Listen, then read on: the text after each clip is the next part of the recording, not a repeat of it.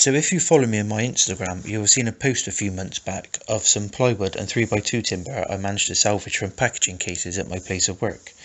There is quite a lot of it, so I've been thinking of ways to use it, and this is one of them, a bottle top Plinko game.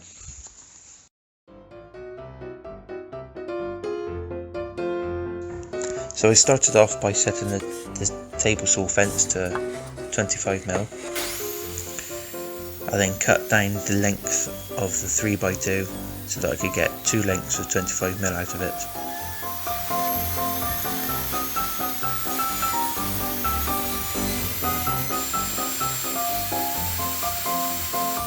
I then put the second length down and shaved off the remainder of the width. Then I set the table saw blade to 15mm, as that's the width of the plywood that I'll be using for the back, and then cut down one of the lengths of the timber that I've now got to create a rabbit cut in it.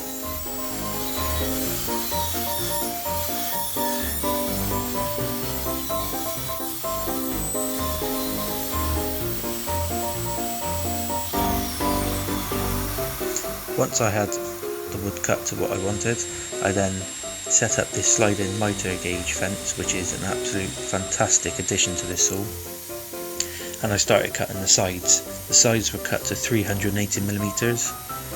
Once I cut the first one, I put it on top of the timber, marked it up, and then cut the second one. I then cut the bottom of the game board, which is 260mm. I adjusted the miter fence to a 7° angle.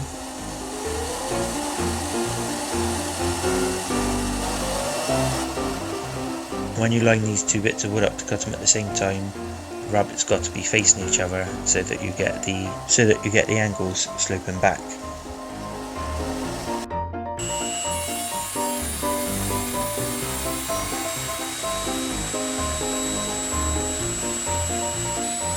I then set the miter fence back to 0°, and I cut 2 feet.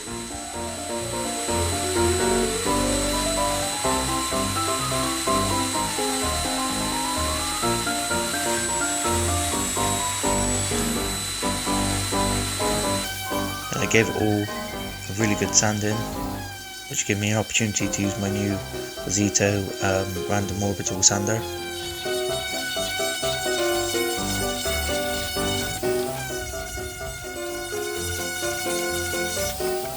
So then on the bit that I cut the 7° angle cut on, I put the glue on, and then I glued it up to the foot, ensuring that it all fitted flush.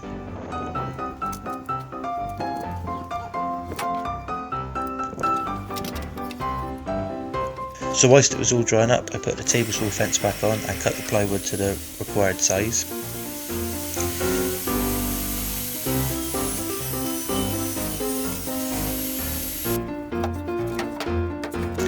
Now that the sides were dry, I was able to dry assemble the sides and fire a few brad nails in. Note I'm doing this from the back, so the brad nails won't be showing from the front.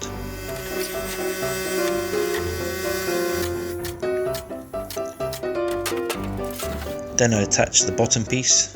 I decided to put a clamp on here so it would hold it in position, so that when I flipped it over to fire the brad nails in the back, it wouldn't move.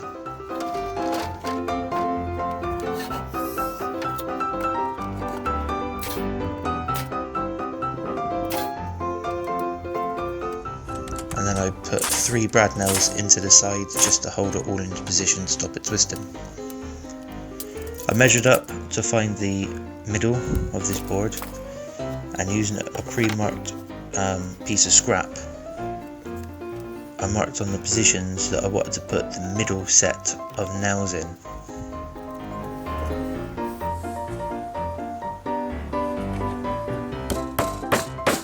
Now when I thought I'd be doing 20 minutes of nailing, my eyes lit up, then I realised it wasn't the kind of nailing that I was thinking of originally.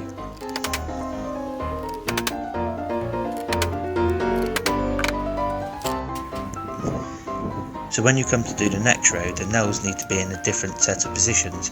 To achieve this, I just simply flip the bit of wood over that I marked and and because I cut the wood to a certain length, it put the nail locations in the middle of the other nails that I'd already put in. So that I carried on marking them up and then just carried on putting the nails in.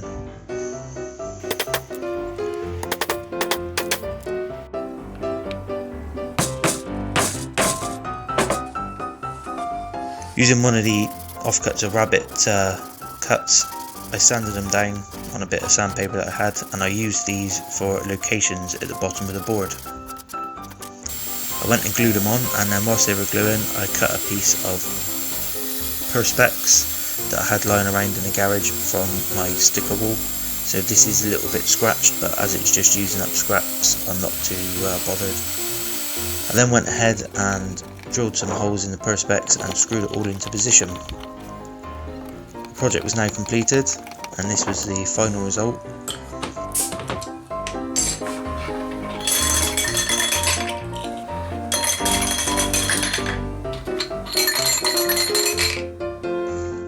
As you can see, I did make two, and I sprayed the back of one just to give it a better look to it. And these are the finished articles. I'm quite happy with them, and they seem to work well. If you enjoyed this video, please consider subscribing to my channel. Feel free to like this video and feel free to dislike it. I welcome all comments, and I'll get back to you all if you do leave me one. Thanks for watching, and I'll see you again soon.